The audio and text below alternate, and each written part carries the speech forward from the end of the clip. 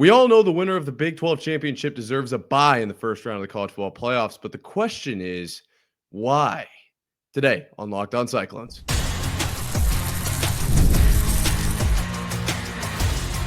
You are Locked On Cyclones, your daily podcast on the Iowa State Cyclones, part of the Locked On Podcast Network, your team every day. Welcome in, ladies and gentlemen, to Locked On Cyclones, part of the Locked On Podcast Network, your team every day. I'm your host, Nick Morovitz. I am a big Cyclone fan, but obviously not quite as big as you because you are listening. Shout out to you guys, the listeners, the everydayers out there that make this world go round. Be sure to subscribe wherever you listen so we can prove once and for all this is, in fact, a Cyclone state. Today's episode is brought to you by FanDuel. You can start the season with a huge return. New customers can place a $5 bet and you'll get started with $150 in bonus bets if you win your first $5 bet. Visit FanDuel.com to get started. Now let's dive right on into it. You're going to notice right away if you're watching on YouTube, I got the championship shirt, the Big 12 championship shirt from the Iowa State bookstore. It looks phenomenal. I didn't realize how well the Iowa State and the Arizona State colors, they merge, they match, they play into each other. I think, what do they call that? That's like complementary hues. I feel slightly British when I say that and very sophisticated, but I do know this. I'm not. So let's not get crazy here. Let's keep the tone where it should be. Regardless, this shirt is sick. The game this weekend is going to be awesome. And the winner should have a bye in the first round of the playoffs. The question is why, though? Why? So there's 4 Power 4 conferences. Well, the 4 Power 4. Is that kind of, I don't know. Anyway, so here's the deal. Big 10, they have a first round bye. SEC has a first round bye. And the ACC will have a first round bye. That is pretty much non-negotiable at this point. A lot of the sports world was pretty up in arms about the latest college football playoff rankings that came out from the selection committee this week. A lot of very, very interesting things going on there. A lot of logos playing big roles, a lot of patches on the jerseys for teams playing big roles. And I think the biggest example of that is the Big 12 not getting a first round bye, because who would be that fourth team getting the first round bye then? Well, currently, it would probably be Boise State if they are able to beat UNLV as they did earlier in the season. Do I agree with that? Absolutely not. So basically what you're telling me is that Boise State is a better team than either the Iowa State Cyclones or the Arizona State Sun Devils. Well, I don't really agree with that. And then it gets even crazier. If UNLV were to win that game, then to me, it's a no-brainer. The Big 12 needs to have a first-round bye. I don't see any other way around it. Let's take a look at why I think that, however. Let's start with the current situation that many people are predicting. Boise State beats UNLV. They did it once this year. There's no reason they can't do it again. They have who some may consider to be the Heisman winner in Ashton Jeanty. Others will disagree with that. That's not what we're here to talk about. All right, let's talk about Boise State. So this is actually kind of crazy. I don't understand. So a lot of Boise State first round bye, what would they call themselves? I guess opinion holders are going to point to the 3-point loss to number 1 Oregon. Okay, here's my argument against that point. If you're going to say that Boise State's 3-point loss, which is a quality loss, which I don't even know what that means. I'm pretty sure they still add a tick to the loss column, which isn't that really all we're counting here. But anyways, you're going to count that as a quality loss and that it's worth something, okay? When did that happen, though? When did that happen? Oh, let me check my notes really quick. Week 2 of this college football season. Why is that important, though? Why you say, oh, it doesn't matter, right? It happened regardless.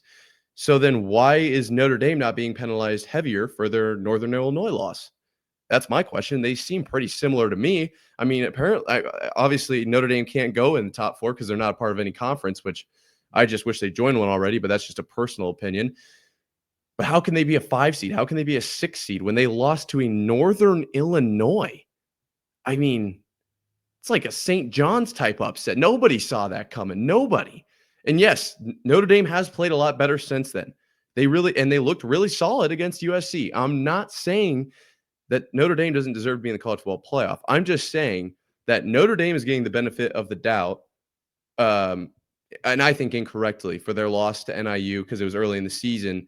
And I think Boise State needs to be treated the same way. That's my opinion on both of those incidents. Now, the committee is going to treat it the same way. And this isn't really an argument against the committee, that this whole argument I'm making. This is an argument for why I think this should happen. I don't think Notre Dame should get credit for the 10 games after, and we should just forget about the Northern Illinois loss. Same token, I don't think we can really take into account the loss to Oregon that Boise State suffered because it was in week 2. Even if it was close, and I don't even agree with the quality loss standpoint, that's too far in the past for me. You have to have the wins early in the season so your record looks good. I agree with that. But if you want to make arguments for week 2, to me, that's a totally different team. Injuries occur. They go through all these things. They change as a team. Maybe their scheme changes. Maybe just their general mindset. They go through some tough times. Things do change over the course of a season. Basically, what I'm saying here is that if Notre Dame's loss to NIU can be forgotten about, then we should probably forget about Boise State's quality loss, which is a term that I don't even necessarily agree with, to Oregon. That's too far back into the history of this year. I just don't think it's the same team at this point. But also, you could take a look. Boise State only beat a 2-9 Wyoming by 4 points on a fourth quarter touchdown, and a 3-8 Nevada. Nevada is a town here in Iowa. I'm not sure how to pronounce it. I think it's Nevada, by 7. So those are 2 really close wins over not great teams. And then you look at, they've got blowout wins. Yeah, they have wins over Portland State and Utah State. Are you telling me those are Big 12 caliber or even college football playoff caliber teams? No, they're not. This isn't slander against those teams, but I just think that this is the fact of the matter. And then the argument for why a Big 12 team should be a first-round bye over a UNLV Mountain West champion is it's extremely short and simple. Is a 10-2 Mountain West team better than a 10-2 Big 12 team? No. Say it again. No. Boom. That's all it takes for that side. The Boise State one is interesting because the Big 12's beat itself up, so I can see why some people would assume, then we got to put Boise State in at 4. The Big 12 has gone through it. That just means we're all good. That's the way I look at it. I don't think that shows anything but positive signs for the Big 12. Boise State played a few teams, but they have a lot of things on their record that I do not like. So I wouldn't put them ahead of Iowa State or Arizona State. Either one. If either one wins, they should be that first round by that 4th seed recipient. I love a great deal as much as the next guy, but I'm not going to crawl through a bed of hot coals just to save a few bucks. It has to be easy, no hoops, no BS. So when Mint Mobile said it was going to be easy to get wireless for $15 a month, I had to call them on it. Turns out it really is that easy to get wireless for $15 a month. The longest part of the process was the time I spent on hold waiting to break up with my old provider. To get started, go to mintmobile.com/lockedoncollege. There, you'll see that right now all 3-month plans are only $15 a month, including the unlimited plan. All plans come with high-speed data and unlimited talk and text delivered from the nation's largest 5G network. You can use your own phone with any Mint Mobile plan and bring your own phone number along with all your existing contacts. Find out how easy it is to switch to Mint Mobile and get 3 months of premium wireless service for $15 a month. To get this new customer offer and your new 3-month premium wireless plan for just $15 a month, go to mintmobile.com/lockedoncollege. That's mintmobile.com/lockedoncollege. Cut your wireless bill to $15 a month at mintmobile.com/lockedoncollege. $45 upfront payment required, equivalent to $15 a month. New customers on first 3-month plan. Only speeds slower, above 40 gigabytes on unlimited plan. Additional taxes, fees, and restrictions apply. See Mint Mobile for details. Ladies and gentlemen, it's time. Let's break away from the football talk and start talking some b-ball, some basketball, if you will. Iowa State may be good at football. Yes, of course. But watching the boys play the other night against Marquette was like poetry in motion. You're here with Locked On Cyclones, part of the Locked On Podcast Network. Let's prove once and for all why this is, in fact, a Cyclone State, starting with number 6 Cyclones win over number 5 Marquette in men's basketball in Hilton Coliseum on Wednesday. This game, this is the time of year in which I am reminded that football is amazing. Football is great. I love football. But basketball, boy, there is nothing like Tamin Lipsey banging in a 3 off the back of that iron and just all of Hilton going absolutely berserk. There's no feeling like it. Okay. You can watch a 3 go in for the other team, and maybe it's a swish, maybe it's any type, whatever your favorite type of shot is. Maybe comment down below what your favorite type of net to shoot on is. Is it chain? Is it double rim? I bet you're a double rim kind of guy, aren't you? But I'll say this. The other team making those kinds of shots, the clean ones, it's like, okay, whatever, man. But when Taman Lipsy or Momcilovic, we got a couple different guys here that we will get into in a second. If any of them do it and the crowd erupts, there's no crowd like Hilton Magic. Hilton Magic is a monster of its own, and I cannot wait to become a part of it this year. Well, I've obviously been a part of it, but you know what I mean, to cover it this year. Whiteout game against Marquette was absolutely awesome. 81-70 win over number 5 Marquette. And Keyshawn Gilbert was the star of the show. Had 24 points, number 10. And I'll break down the game for you really quick. I'm not going to waste your time because you can look up the highlights really easy. And I do recommend that you do. All right. So we get up to a 10-point lead early, that we being the Cyclones. Not too early, but, about the start of the second quarter or around that mark. Things get kind of tight, though. At the end of the third, beginning of the fourth, there's obviously not quarters in men's basketball, but I like to refer to it that way because of the time, so I'm talking about 10 minutes left in the game. It gets kind of close. This is like actually kind of a game. And then by the end of it, TJ Otzelberger and Shaka Smart were shaking hands with time left on the clock. You fill in the dots in between there. Obviously, things did not go well for Marquette. Okay, Iowa State came to play. They are now a one-loss team, only to number 2 Auburn in the Maui Invitational. I think we could have easily gotten second. Maybe if we paired up with different teams to start that thing, you lose first round. Best you can get is 5th. Like, that's just how tournaments work. So I do think that the Cyclones are better than a 5th place team at the Maui Invitational. But that's just kind of the way the cookie crumbled, and that's the way things go sometimes. Now, let's go back to Wednesday. One of my favorite plays in this game, Taman Lipsy looking like DeAnthony Thomas. If you guys remember, number 6 for Oregon back in the day, speedster, absolute. He was a track star. He really was. The way Lipsy was making Cam Jones look absolutely silly, making his way up the floor it just brought a smile to my face. Let's just put it that way. It was awesome. And awesome is one of my favorite words, so that's a compliment.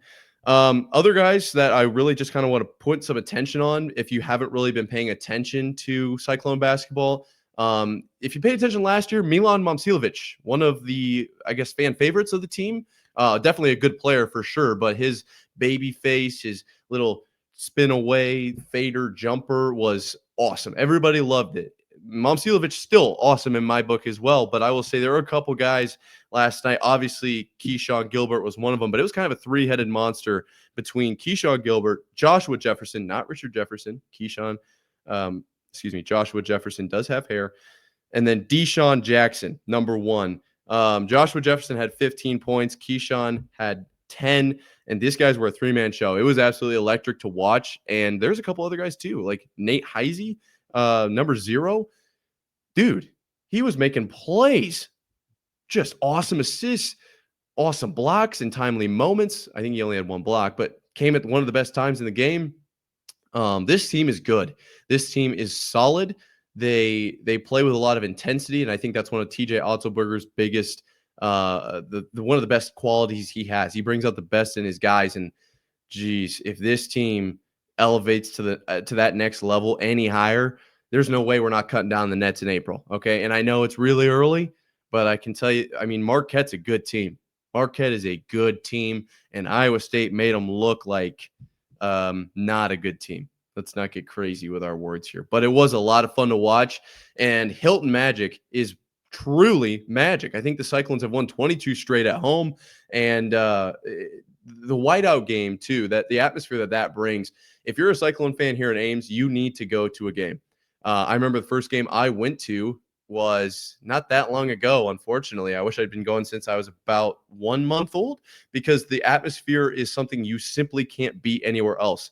I'll go more in depth on that this season as I go to a few games. I'm not going to waste your time now because I wasn't there for the whiteout game, but boy, you could hear it on the TV. Like, if you can feel the energy on the TV, that place was rocking. The way that stadium, I guess, or that little coliseum, whatever you want to call it, is built, it just bounces all of the sound, and it's unparalleled. It simply is. And I can't wait to watch the Cyclones do it over and over and over and over and over again this season. One thing that was kind of weird was Taman Lipsey having 1 point. I'm not too concerned about that, though. I think this was a perfect example of the Cyclones playing basketball that they needed to play in order to win a game.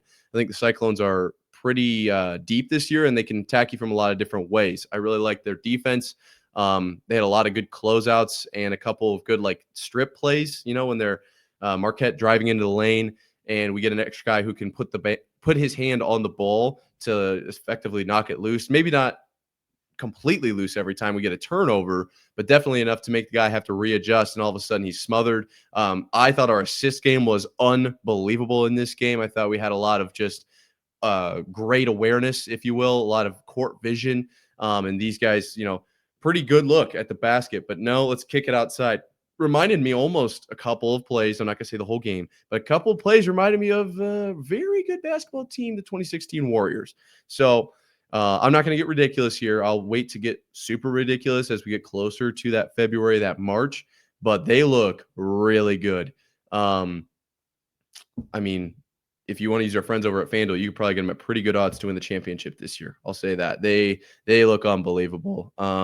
Big 12, obviously a tough conference, and I think that is one of those iron sharpens iron situations, so I'm not worried about that at all. And my biggest takeaway from this game is Keyshawn Gilbert is an absolute dog. Had a head injury and gave away his bloody headband to what appeared to be freshman, and absolutely made that kid's year. Not only a great player on the court, but also off the court. I can't believe he did that, and I couldn't be more thrilled to be a fan of the Cyclones and of Keyshawn Gilbert. Okay, that being said, Iowa State basketball is playing on top, and it is officially a Cyclone state. I declare it here on Locked On Cyclones on Friday, December 6th. But that's not all. Obviously, Iowa State ranked number 6 in basketball and moving up after the win over Marquette, but our football team is also playing in a Big 12 championship game. My final thoughts on that game before it goes down this weekend, right after this. Iowa State, Arizona State, Cyclones, Sun Devils, Big 12 championship game. Who wants it more? Who's bringing home the hardware for the first time this weekend? We'll find out soon enough. But I know this. Get ready to tackle the action with FanDuel, America's #1 sportsbook, because right now new customers can bet $5 to get $150 in bonus bets if you win. The FanDuel Sportsbook gives you everything you need to place live bets on the NFL all in one place. This weekend, I will certainly be looking at the live betting, but I know one bet I'm taking for sure, and I've been saying it all week because I am so confident in this. Iowa State plus 2.5. I cannot wait to cash it in. I know that the Cyclones are definitely 2.5 point. We can cover that line. I'm not worried at all. When you get a hunch in the middle of a game, you can check out the latest stats, view live play-by-play, and so much more on the same page where you place your live bets. Just visit FanDuel.com to join today. You'll get started with $150 in bonus bets if you win your first $5 bet. That's FanDuel.com. Never waste a hunch and make every moment more with FanDuel, an official sportsbook partner of the NFL. It's official. We have one day until the Big 12 champion is decided. Let's not get too caught up in what happens if this happens. What happens if this happens? What is the cause of this? Or what do we need to do here or there? Let's take a look. Let's zoom way out. Way out. Okay, you know those telescopes that the pirates used to use? We're not using one of those. No, we're going to binocular. Nope, that's not quite enough. We need to get out the, what is that over there? Nope, we're not going there. We need to sit back in the chair, maybe take a seat up in the space station, look at the radar and the whole scene. My final takeaways for this game, as zoomed out as I can possibly be. First things first, you're here with Locked On Cyclones, part of Locked On Podcast Network, your team every day. Shout out to you guys that are listening at this point. The first thing I want to talk about here is that this matchup is going to be electric, and this matchup is going to be – it's the best one in the conference championship games that are going on this weekend for sure, and in my opinion, one of the most consequential, so I don't see how it's anything but must watch. But it was one of the most unexpected as well. And that's what I think makes it so great. A lot of people want Colorado, BYU. A lot of people wanted Utah at the start of the season. They were ranked #1, I believe, based on what I saw. This is just poetry. It is. one of the worst teams a few years ago in Iowa State, a new team to the Big 12 in Arizona State. Without putting my Cardinal and gold glasses on, this game is going to be what they call absolute cinema. Okay. You can't miss this game. If you're watching this, I'm sure you're going to have it on. I would hope so at this point. But I just wanted to take a second to acknowledge this game is one of the best games this weekend, obviously, and one of the most important games in Iowa State history, obviously coming off of the first 10-win season. And to bring home the hardware for the first time would be unbelievable. Okay, I think that's all I got for zoomed out. So let's zoom back in. And we are back. Let's take a look. My key things that I really want to talk about. Iowa State can't turn the ball over. Iowa State needs to win the field position game, and Iowa State needs to stop ASU on third downs. The turnover battle has been huge for both teams this year, and obviously Iowa State at +10, kind of a big deal. We take care of it on offense, and I think that's going to be the biggest thing. If we don't get any turnovers on defense, I'm okay with that, but we can't turn it over on offense. Those of you that are daily listeners know how I feel about that. The field position battle, we've talked a little bit about this week. Richie Bradshaw and I broke down time of possession. I almost think field position could be a little bit bigger, especially after Richie mentioned part of the Locked On Network with the Locked On Sun Devils, just how bad their kicker is. Arguably one of the worst kicking units in college football right now. That's not necessarily like an opinion. I think that is an actual fact, so don't come after me for that one.